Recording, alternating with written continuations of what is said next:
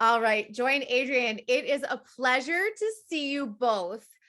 I know that for both of you to be here in California, it has been quite the journey over the last, I'm going to say 6 to 8 weeks.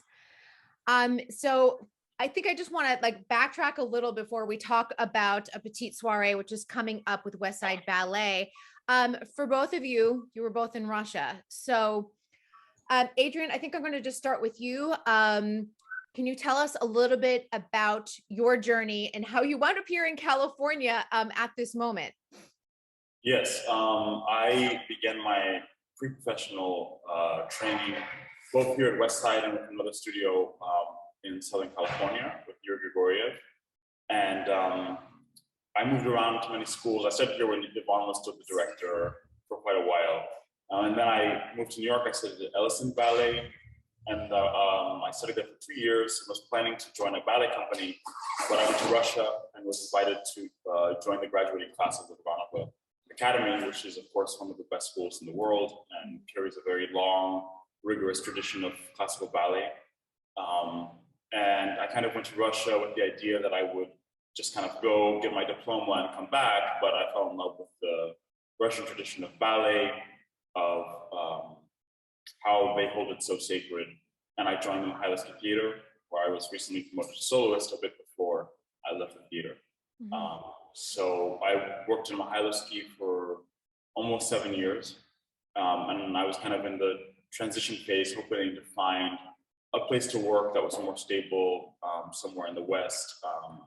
Already kind of had given in my papers, was slowly but surely making my way out of Russia before the war began. And at that point, I kind of had to, with my partner, make a quick decision to leave in about 48 hours. We packed up all of our things. Some things we shipped, some things we sold, some things we put into our suitcase with our small dog, and we made our way to the Estonian border by car. We walked across the bridge, which ironically is called the Bridge of Friendship. Wonderful. Yeah, walked across after a little interview with the FSB, which is the new KGB, asking me why I was leaving. Specifically me, having been American, they saw my passport and began to question me. But eventually I passed the test and I made it to Estonia. It was a very long trip. We went through many different European countries, about 7 countries in 14 days. And then finally came to the US, and I'm really happy to be finally back here at Westside to be preparing with Joy, who's a gorgeous dancer, and to be here, which is feeling kind of like home these days. Joy, I know that you have a story as well, and you and I have talked so much over the years, and about your love for the country in Russia and the experiences and the culture that you've experienced there. But obviously, you also had to leave abruptly as well. Well, I was in a little bit of a different position because this year, I just received honorary Russian citizen. So I'm a Russian citizen and an American citizen. Wow. I was the assistant artistic director of the company that I was working in Russia. Because of the pandemic, I was working in Russia and really have been enjoying going back to the country and doing a lot of different things and thinking more long-term about going into a position of government, going into a position. I really wanted and had a big passion for making cross-cultural relationship, especially at the school level, more possible. So that's kind of like what I was working towards.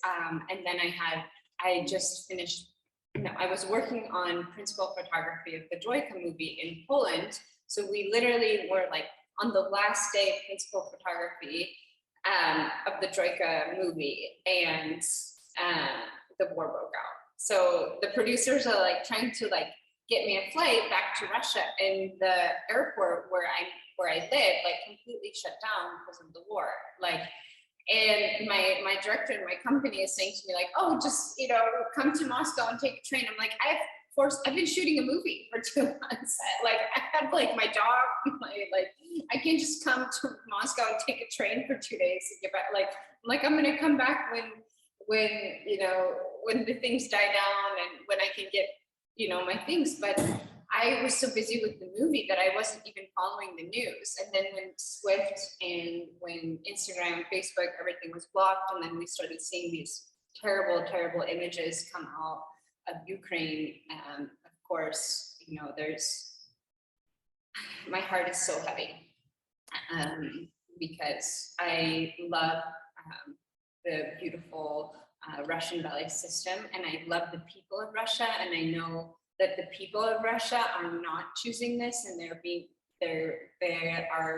being held in the dark and not giving all the information, and so that is really hard to see, because I feel like a part of my heart, a part of my soul is, you know, mourning a kind of like divide that's happening again. Yep. And I was saying this in a previous interview that Adrian and I had. We feel like, I especially feel like I saw the beginning and got to live through a golden age of this beautiful collaboration, and kind of got to see, almost in like a mothering kind of way, like I got to do beautiful things, but then there are people who came after me who were so amazingly talented, and to see them dance on Mariinsky stage, Bolshoi stage, and see their dreams of studying and dancing in a Russian company come true. And then at one point to see how many different Russian companies had people from international communities working in their companies, like that for me was such a proud moment. And then overnight be getting like desperate calls from parents who are at schools, you know, people who are working in Samara and Kazan. Do I get out? How do I leave?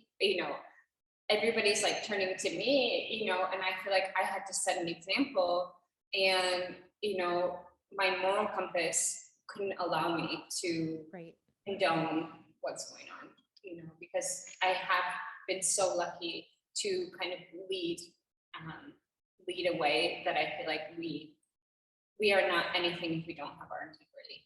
So yeah, you know, it's so interesting because it's two things can coexist at once. You can have a love for the arts and culture that have given you so much joy in Russia, but also be so sad for the people in Ukraine who have seen their lives just completely torn apart, and people having to leave their home, and plenty of dancers too being in that same situation, both in Russia and Ukraine, and having to make decisions. So I imagine sort of the mental toll of this is a lot.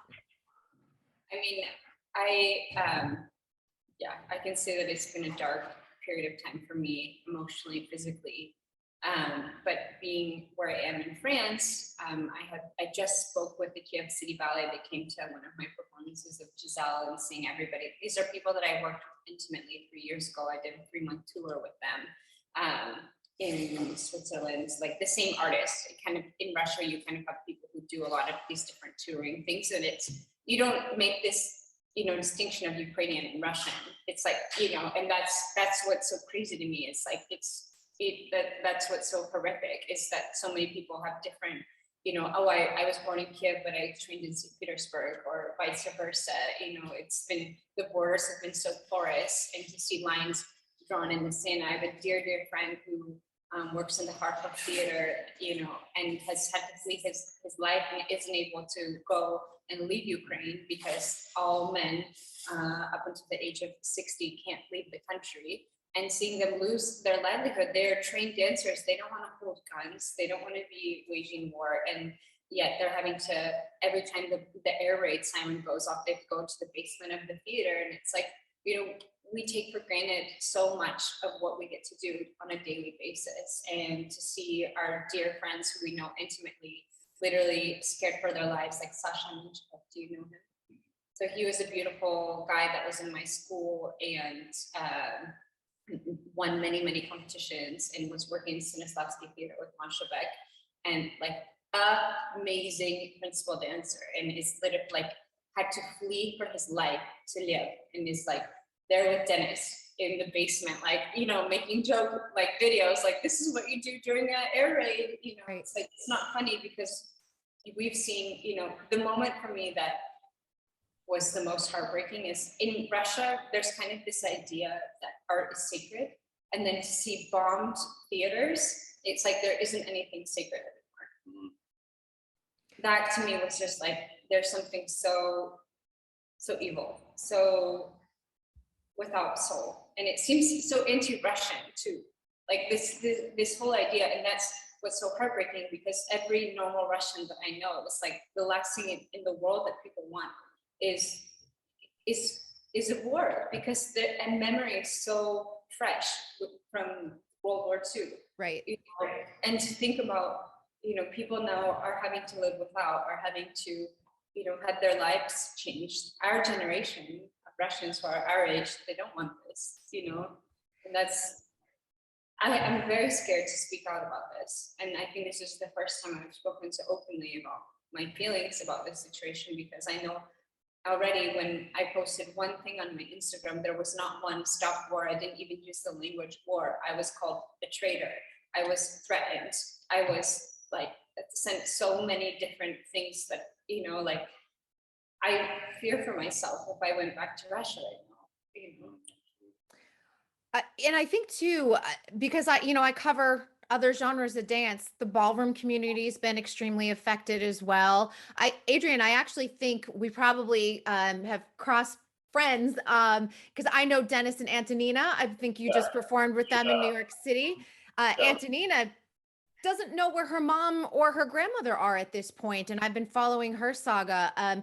So it's really interesting to see that it's not just ballet, it's not just ballroom. This affects so many people across the arts. And I know, you performed in a benefit, Adrian, I think it was probably just a couple of weeks ago now. Can you say how, Antonina was doing? Because I think this is how she's getting all of her emotions out through dance. Yeah, I mean, I think that we're all kind of using the art as a place to put our sadness and grief and negative emotions that we have. And she definitely did that. She gave an amazing performance. I know it's been incredibly difficult for her. It's the first time I'd met her, but she was a gorgeous human and dancer. I know that she's going through a tough time, which I couldn't even imagine going through something like that. But she seems to be keeping her spirits up, and it was really nice to meet her and perform alongside her. We flew in, we were on the plane from, I don't even know, maybe it was from Vienna, when we were invited to the gala performance. Yeah, it was. We were coming in from Vienna finally after our Euro tour to get to the States. And they invited us to perform, and it was like, of course we're going to perform. It was a benefit performance for Ukraine, because I felt that I had given so much of my career to, not Russia, but to the Russian people, to Russian ballet, to holding that tradition, that the least I could do was perform and go to the charity gala. And it was really cathartic, and it was really special to be able to give art and to do the best I could do to give some way towards that cause. Yeah, and it's a reminder, people don't want to always speak up about politics, but arts and politics do intersect. And some of the greatest works in all of the arts community have been created out of political situations. So I think that that's what we just have to remember. And I know we all have social media too, but I think a lot of it can come through dance and music. Yeah, they're innately tied. You cannot separate arts and dance, because it was always made like to the time, like Spartacus, Flames of Paris, Laurentia, the famous Soviet ballets were all about going up against the imperial, the emperors. And it was right after, the Russians had their revolutions. So it really was that spirit, that's what, what inspired that. So I think that they must be somehow tied. They can't be done in a bubble. You have to be open to what's happening outside. Absolutely. And let's talk about both of you dancing together, because I'm excited to see everyone, of course, always back on the stage. We've been through a pandemic on top of all of this for a petite soiree. And have you two ever danced together, or is this the first time? No, We keep wanting to do it, and sadly, under sad circumstances, we are, the studio is in some ways such a blessing. Like, you come into the studio and everything else goes away, and we just are so grateful to enjoy the process of putting it together. He's such an amazing partner. Like, it's been so fun. There's we're just putting things together now, and I'm excited to just enjoy it. It's kind of fun, because it's not like, oh yeah, there's so much pressure. It's like, oh, we're doing this because we're doing it out of love for not only the people of Ukraine, but also love for the community here in Westside and in Santa Monica. And it's basically like a love note to all of the people who have loved us and supported us. Yeah. So we just want to give back. with the things that we know how to do, which is dance. So Yeah, I've known Joy for like at least what 12 years or more. We're getting old. And we never, it's been a while. And we've never danced together. But it was actually, I would say it was quite easy. She's a great ballerina. She was kind of the trailblazer for all of us internationals who began careers in Russia, because she was one of the first ones to go over. She went over when it was still kind of like, I don't know if I want to go over there. And then, as she said before, it became a really beautiful, much more open-minded place, especially for artists in the theaters. There was a mixture of nationalities, but she was that kind of that trailblazer. So it's great to be finally on stage with her. I'm looking forward to it. I think it'll be fun. We'll take some risks. We'll, just the moments on stage, you work so hard for them, and they're blissful, and then they're gone in an instant. So, I'm just trying to have good memories, and the thought of getting to come home to Westside, was getting me through the past 2 months, which have been just heart rendering. Just your identity completely shattered, and it's been a very difficult time, but it's been a bright moment of joy here. Yeah, it has been. Yeah, there's something maybe comforting about coming home again. You're both homegrown students, succeeding out there in the dance world. I've got to imagine it really does. I know it means a lot to the Westside Ballet community, but I imagine that it means a lot to both of you as well. Absolutely. I was joking, but it's I just want to smell the smell of Studio 6 and Westside. There's something really special about this place that I'm so proud of the community here too, because I know the pandemic was so hard and so many places closed, and to see the spirit of Westside survive, and to know that it's been here for so many years. I know that Adrian and we really want to be a part of helping this tradition and this legacy continue. And something that I think we got from Russia is this this appreciation for not only continuing traditions, but for preserving traditions. And so being part of that legacy and making sure that it's there for not only our children, but the children that come after us. And with Adrian's foundation that he's doing, and just really thinking about tomorrow and what we want to be able to give back, and so that Westside is here 50, 60 years after us. I think that's, we have to come and perform here. We have to make those things happen, because without that, we can't continue the legacy. Yeah, absolutely. We went away and we had our successes, but to bring them back is kind of that full circle moment that we can be able to get back to the school and give whatever we can and whatever we've gained. And to see, maybe, who knows, we'll see that performance and decide that they want to do something that also will break barriers in a way that who knows, just be there giving whatever we can to that. It's important. Yeah, and inspiring that next generation, just the way Yvonne did, I know, with you. So I think that's so important, carrying that legacy to the next stage.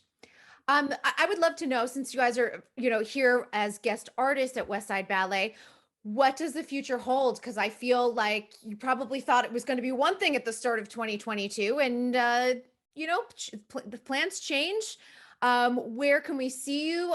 Adrian, are you staying here in the US? How about for you, Joy? I'd love to know. I can't say that I have it all figured out, even though I might pretend that I do.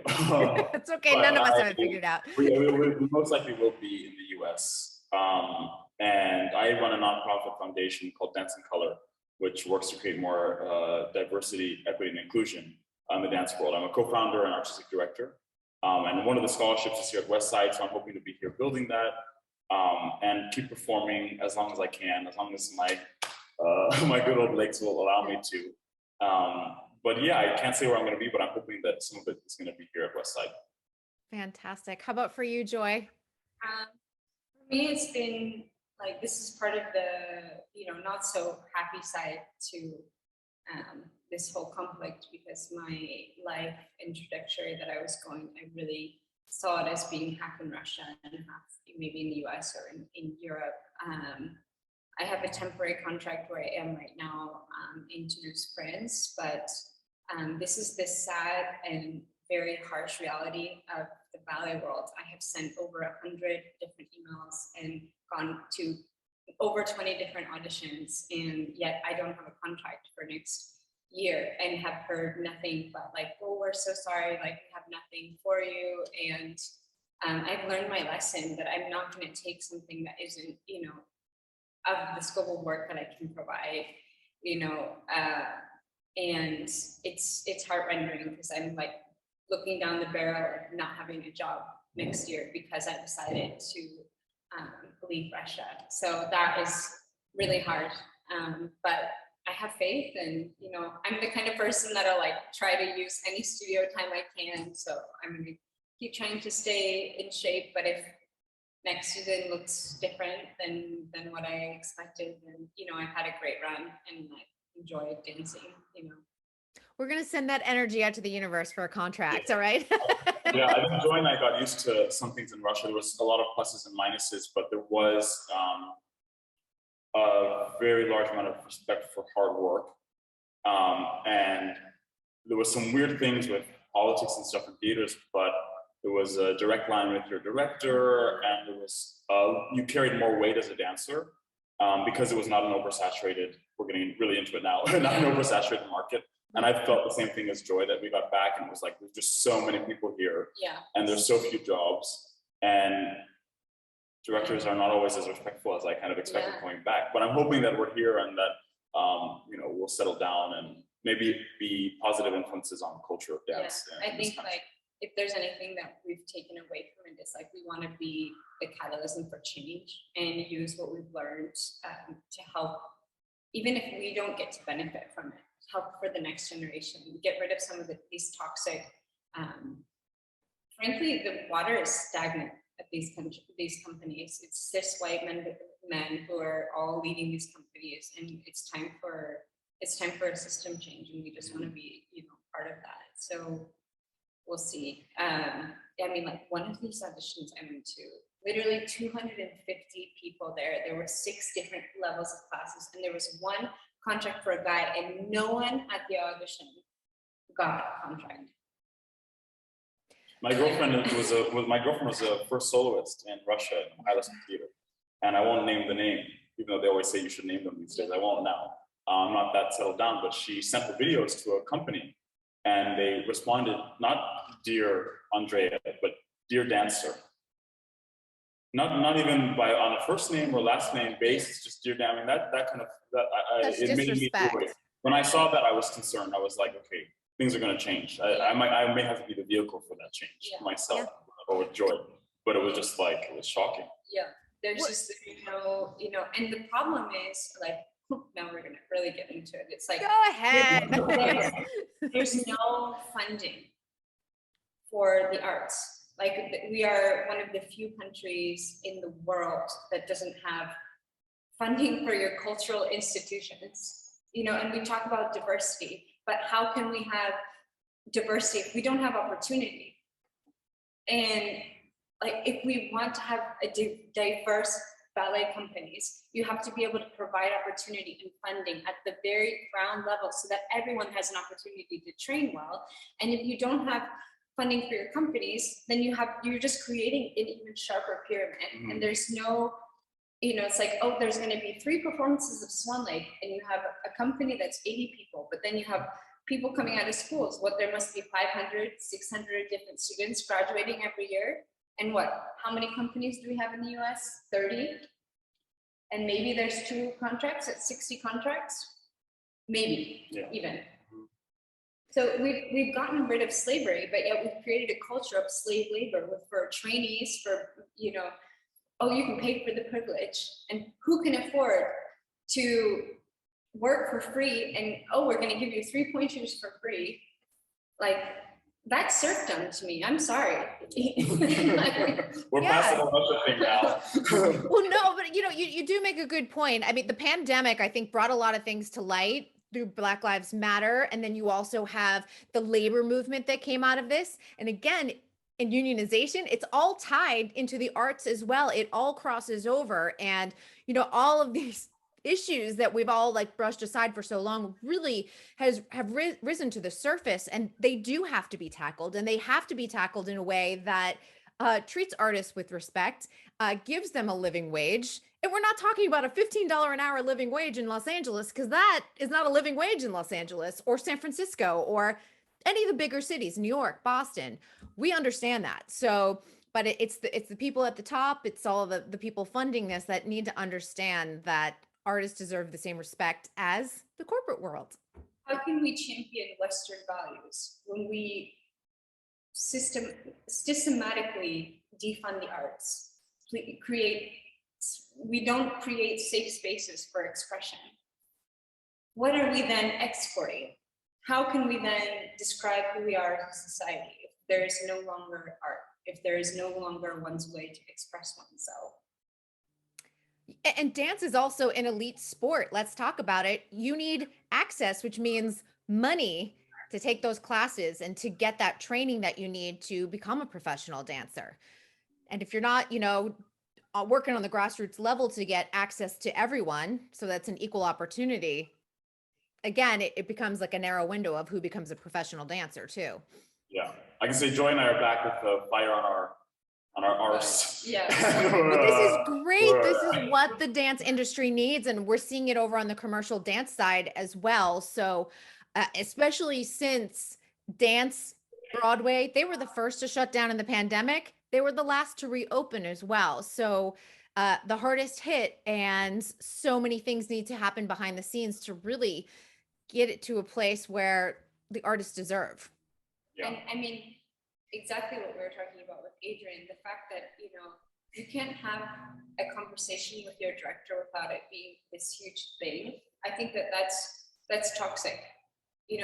How do you create an inclusive company environment if there's, you have one person on a pedestal like this and the artists are all down low, and you should be so grateful to have a job, like that. And the pay in the ballet companies reflects that. Yeah. This is very interesting, actually. We're really getting into it. It's a whole new theme on the interview, which I love. We took a left turn. It's happening organically, and I love that, because we've looked in the mirror now at ourselves. But in a basketball team, my mom works for basketball teams. The highest paid person is not the coach; it's the star player. Mm-hmm. And in a ballet company, the director makes usually, at least, I've been really looking at it, at least 4 times more than the star dancer. Almost most companies, the star dancer makes, a fourth of what the director makes. And if you compare that to the corps de ballet salary, which is, the corps de ballet is your backbone of your company. You don't have corps de ballet, you don't have a company. And that needs to change. We have so much turnover that happens at that level that you can't create quality if you can't create an environment that people want to stay and build a life. Mm-hmm. And unbelievable. I'm going to throw out this question because I don't know the answer to it, and I don't know if you do either. Are any of the major ballet companies in the United States unionized? Do you know? There's AGMA. I was a member of AGMA while I was working in Boston Ballet, but they did nothing to protect our rights when the pandemic happened. And literally, we were unpaid from the moment that the pandemic hit. And that was one of the most shocking things. I worked in Boston Ballet, which is like number 3 or number 2 in the country for funding. Right. And they were able to use and frankly, I feel like that's a gross use of the force majeure clause to basically say, like, sorry, we can't pay you. We need to keep the lights on in our building. Or it's just like, we don't care about you, artists. We have to make sure that our building still, works. It's like, okay, because they put all that money into 19 Clarendon Street. Yeah, right. That's where I trained as a kid, so I know.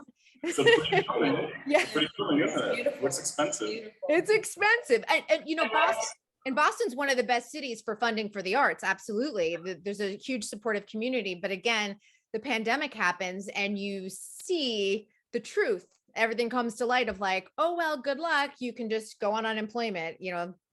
We'll see you when this is over is basically what happened to a lot of artists, I think. Yeah. And what happened for me personally, I said, like, look, they were about to come back in person in the studio. And I get a call from my former friend who became the director, and he's offered me an assistant director role in Russia. And within 2 weeks, I was dancing full length on the Like, And they spent the whole year in the studio, and of course I'm on the phone with the director, and I'm like, look, I'm sorry, like, I can't wait for you to give me an opportunity to do a Zoom like performance or something, while Yeah. Russia's over here. And like, I guess what we're trying to say is we're coming from a place where we have been extremely blessed. We are grateful to the fact that we got to be intimately involved on so many different levels in the Russian system. And we are not saying like, we want to bring Russia to the US. No, but we see a system that works, that parts of it could be implemented, and with the way that America is, we can make it better. And there's so many parts of our society that we've made that are lacking in these things that will help it become, sorry, I'm gonna backtrack a second. Like, it's terrible that COVID could have such an insane effect on the arts community. It's like a house of What can we cards, do? like a house of cards that could be blown over. That's wrong. We have to rebuild the arts community in a way out of iron instead of out of wood. That like, oops, I lit it on fire. Let's see if it can rebuild Yeah, it's itself. like a house of cards. Well, that's exactly it, that house of cards structure, because I think for anyone, I think a lot of businesses, even outside the arts, realized that they were living on a month-to-month basis, and like the last month's profits were funding the current month. If people and businesses in the arts didn't restructure their finances over the last 2 years, because that was the eye opener, if this happens again, we can't sustain another house of cards. We can't sustain a shutdown the way we did. It was astonishing just watching everything fall within a matter of 2 weeks. Yeah, Yeah. like that's so telling, and we need change. We want to be part of that change. Yeah. But Joe Biden, if you're watching, you got your Secretary of Arts and Culture here. Let's do it. I know. Well, I feel like the two of you are so fired up, and this is so great. You can help be part of the game changers that take the arts in a totally new direction, take it to the next level, because you guys deserve to be treated with respect, and taking some of the good parts of what you've experienced overseas is a part of that. Thank you. Yeah, Thank you. I agree.